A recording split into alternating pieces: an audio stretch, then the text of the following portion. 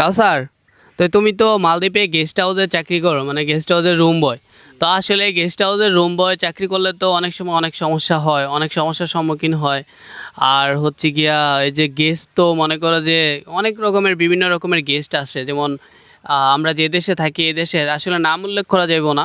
So সবাই এটা বুঝে নিতে হবে যে আমরা কোন দেশে থাকি আর হচ্ছে গিয়ে কোন দেশের মানুষের কথা বলতেছি। এদেশে মানুষের আচার ব্যবহার কেমন, আর হচ্ছে গিয়ে বাহিরের কান্ট্রি চায়না যেমন ইউরোপিয়ান আদার্স গেস্টগুলো আছে, তো তাদের আসলে সম্পর্কে তুমি কিছু জানাইও বা বললো। আচ্ছা অমৃত, মিস্টার অমৃত, তো তুমিও তো রুম বয়ের কাজ করো। তো আমি যতটুকু জানি, তো আসলে রুম বয়ের কাজটা তো এতটা সহজ না, আবার এতটাও কঠিন না। তো যার যার কাজ তার তার কাছেই কঠিন।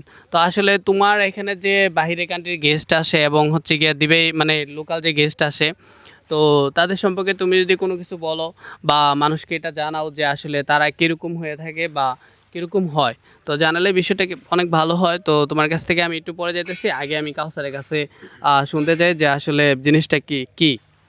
তো কাউসার, তোমার গেস্ট হাউসের কাজের সম্পর্কে যদি তুমি কোনো কিছু একটা ধারণা দিতা যে কোন ধরনের গেস্ট আসলে তোমাদের গেস্ট হাউসে প্রবলেম হয় আর কোন ধরনের গেস্ট আসলে সবচেয়ে ভালো হয়।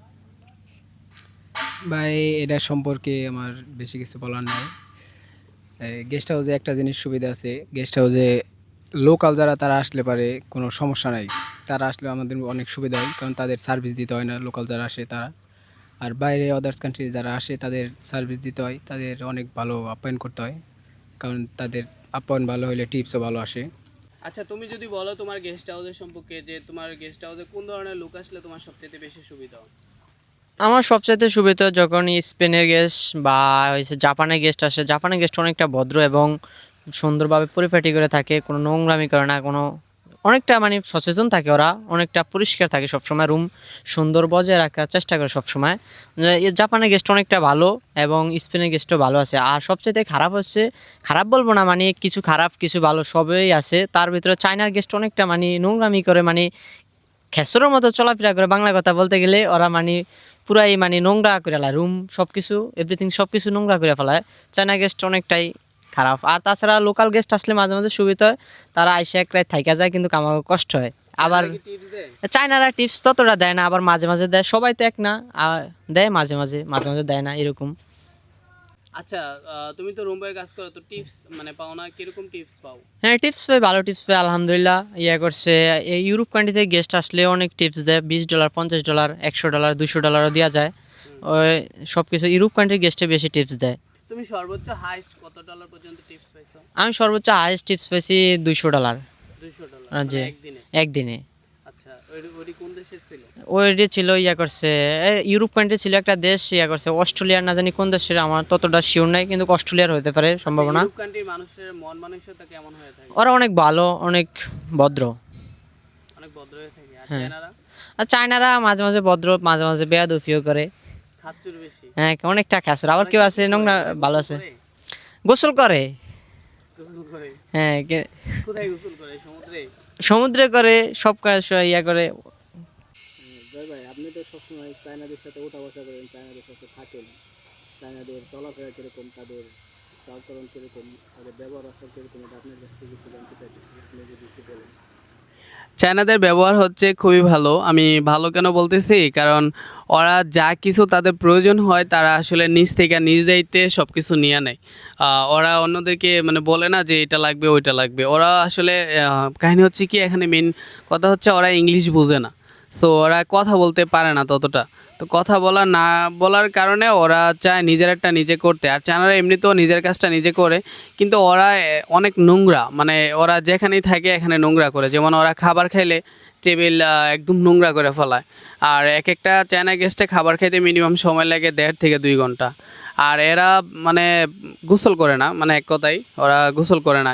চামড়া সুন্দর, কিন্তু আসলে ওরা এভাবে সুন্দর থাকে না।